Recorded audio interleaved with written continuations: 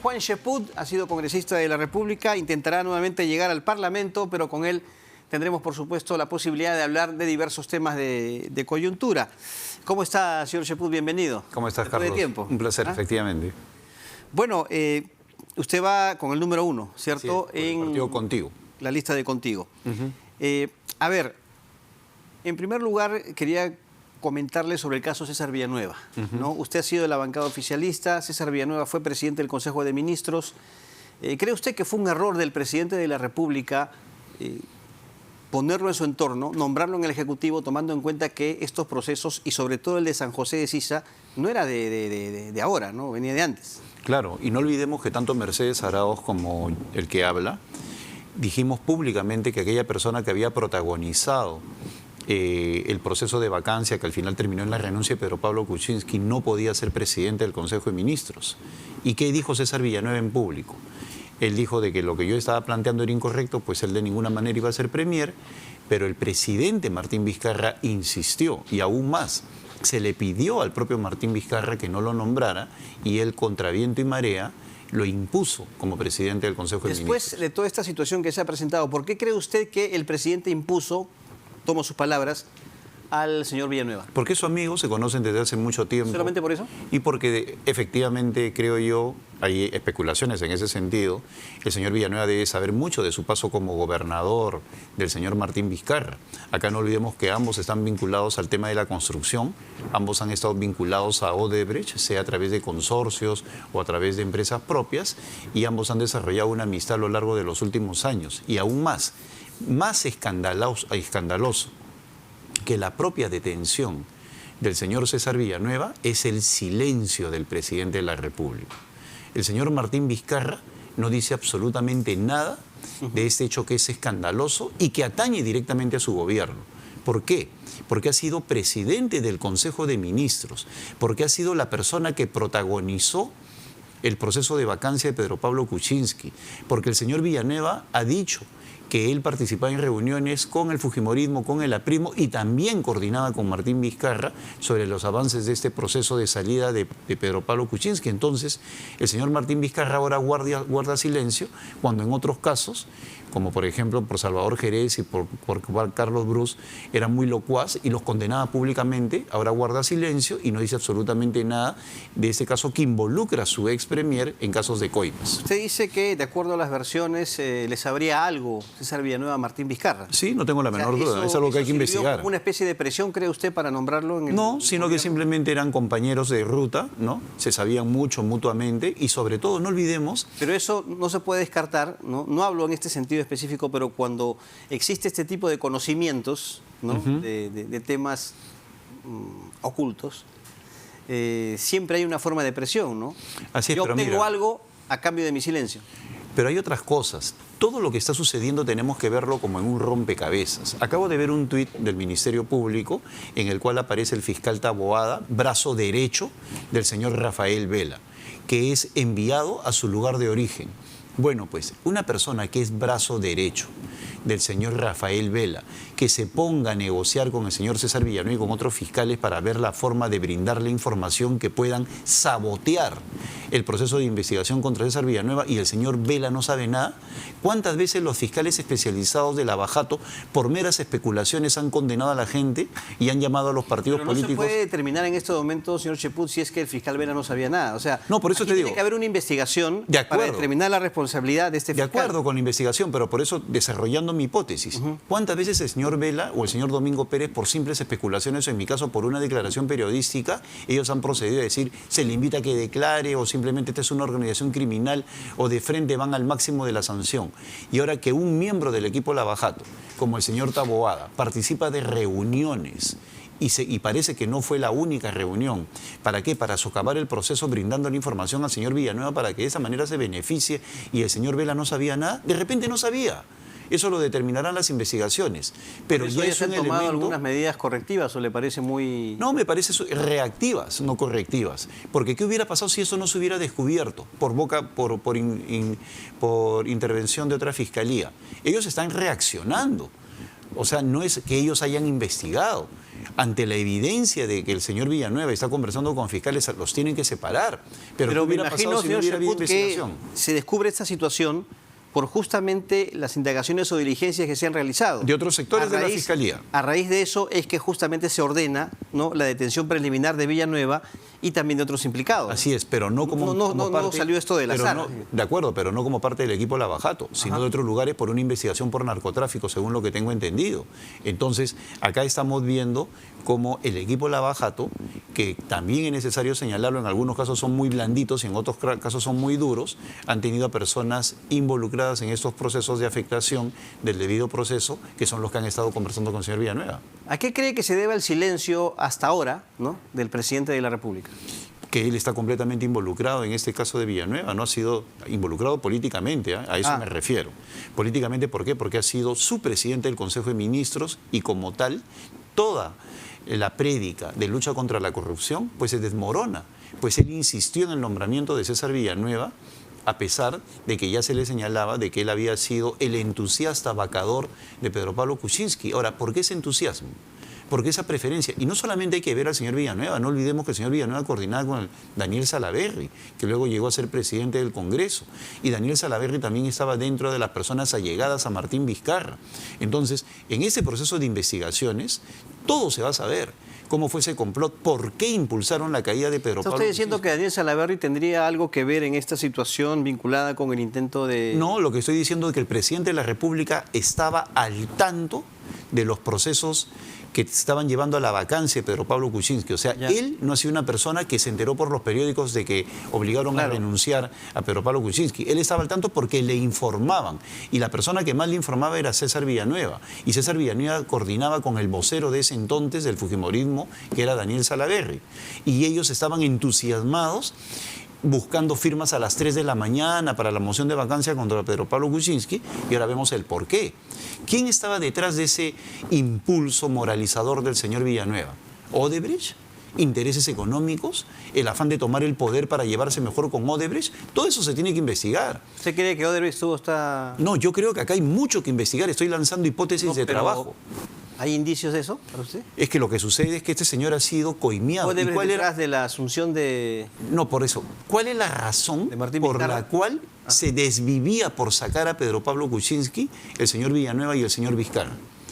Porque el señor Vizcarra, sabiendo que se estaba en procesos de negociación, inclusive no olvidemos que se molestó con Villanueva porque se denunció que se había reunido con Keiko Fujimori. Hoy todos los adulones del señor Vizcarra olvidan ese detalle, que el señor Vizcarra se reunió con Keiko Fujimori en pleno proceso de... Pero se sabe. Se sabe ahora, ¿no? Pero sin embargo no se pone en toda su magnitud. Entonces es una persona que estaba al tanto y en lugar de ponerse del lado de la democracia, pues simplemente apuñaló a Pedro Pablo Kuczynski, poniéndose del lado de estos señores que ahora estamos viendo. En el caso de Villanueva recibió coimas de Odebrecht. Muy bien. Ahora, a propósito, hay una información que ha circulado en estos 2 últimos días respecto a una reunión que tuvo el presidente de la República, no sé si usted se ha enterado, con la fiscal de la Nación en Palacio de Gobierno. Bueno, ¿qué le merece o qué opinión tiene respecto a este tipo de situaciones, de citas, de reuniones? Ellos dicen de que ha sido ¿Es algo, cree usted, inapropiado, inoportuno, contraproducente? Si fuera una reunión burocrática, como pretenden decirnos, que estuvieron 3 horas para ver el tema del aumento de sueldo a los trabajadores, pues que no nos tomen de tontos a quienes hemos sido ministros de Estado o hemos sido altos funcionarios públicos. Porque que la fiscal de la Nación no sepa de la investigación que se viene llevando contra el señor Chafló, el señor Taboada, los miembros de Lavajato, lo de Villanueva, etcétera, etcétera, y se reúna con el presidente y no lo ponga al tanto de lo que va a pasar, entonces significaría que los dos no están en capacidad ni una para ser fiscal, ni el otro para ser presidente de la República. La señora fiscal ha tenido que estar al tanto de los procesos de detención que se venían y no tengo la menor duda de que estando y al tanto le corresponde informar al presidente de la República sobre lo que se está viniendo. Entonces, lo que llama la atención es que algunos medios señalan, se han reunido 3 horas, pero para ver el aumento de los empleados del Ministerio Público. Y yo me pregunto, el más alto nivel del Estado que se manifiesta en la responsable, en la titular del Ministerio Público, la doctora Zoraida Ábalos, y el presidente de la República, Martín Vizcarra, se reúnen 3 horas para ver aumento de sueldos, eso lo corresponde al Premier. O al ministro de Justicia. ¿Qué cree entonces que han tratado en esa De que ahí definitivamente ella ha tenido que estar informada de los procesos que se estaban llevando a cabo de investigación y que iban a llevar a la detención del Premier, del ex Premier César Villanueva, y obviamente le tiene que informar al presidente. O sea, para usted esa ha sido la principal agenda, diríamos, de la reunión. Si no fuera así, comunicarle lo que iba a pasar con si no Villanueva. fuera así, los dos están pintados en la pared, pues. Si no fuera así, los dos... O sea, que instancias de menor nivel en la Fiscalía estén a punto de detener a un expresidente del Consejo de Ministros, amigo del presidente de la República, muy cercano a él, y que lo impuso como premier, y que no sepa la señora Zoraida Ábalos de lo que está pasando en ese momento y que no se lo comunica al presidente, pues eso no lo cree nadie. Y por otro lado, si así fuera, supongamos de que han hablado solamente de aumentos de sueldo, pues entonces significa que están completamente desconectados de los asuntos de Estado. Y ninguno de los dos podría seguir al frente de su cargo. Entonces yo creo que sí le ha tenido que comentar, y obviamente eso abona en lo que señalaba al inicio de nuestra conversación, que no puede ser que casi 24 horas después de la detención el presidente de la República no diga nada. Más escandalosa que la detención es que Martín Vizcarra no se pronuncie sobre la detención de su amigo, ex colaborador, expresidente del Consejo de Ministros y vacador de Pedro Pablo Kuczynski, César Villanueva. Ok. Usted ha mostrado su, digamos, acuerdo, su conformidad con la decisión del Tribunal Constitucional, ¿no? Por supuesto. En el caso Keiko Fujimori. Como me manifesté igual cuando se trató de Ollantumala. Pero ¿no cree usted que han habido situaciones que configuran la obstrucción de justicia? En primer lugar, declaraciones de testigos, de quienes fueron considerados falsos aportantes, presión para que cambien su testimonio, ¿no? Y digan que si aportaron de verdad. Diferencias en las versiones de Keiko Fujimori y otros implicados. Jorge Yoshiyama involucró directamente a Keiko Fujimori, dijo que ella sí sabía de los aportes. ¿No cree usted que hay ahí aspectos de obstrucción a la justicia? Lo que pasa es que las situaciones jurídicas se ven en contextos. ¿Y cuál es el contexto actual? Mira en lo que ya no hay parlamento.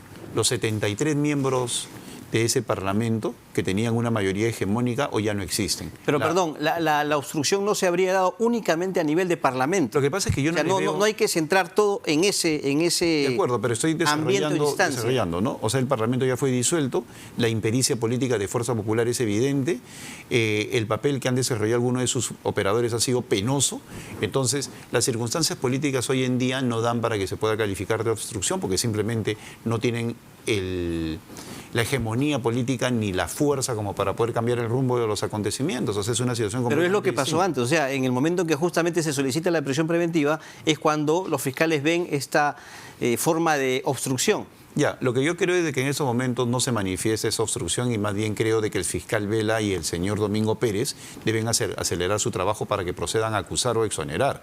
Acá el problema de fondo... ¿Pero no le parece eso a usted obstrucción? No, no lo que ha ocurrido. No, yo lo que creo Cambio de versiones, presiones. Es que mira, eso posiciones disímiles diferentes. Lo que sucede es que hay una gran confusión en relación a lo que viene apareciendo conforme se va desarrollando el caso y acá hay que separar los asuntos. Una cosa es la prisión preventiva y que ayude a los procesos de investigación para que el fiscal falle cuanto antes. Y otra cosa es esta utilizada como abuso.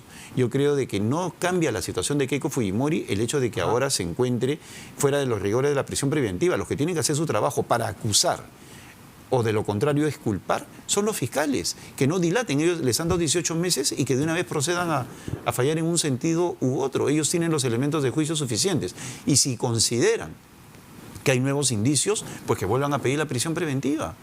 Pero lo que no podemos hacer es que sobre la base de la jurisprudencia y de la evaluación correcta de los miembros del Tribunal Constitucional se les satanice por decretar que la señora salga de ese proceso de rigor al cual estaba siendo sometida, ¿no?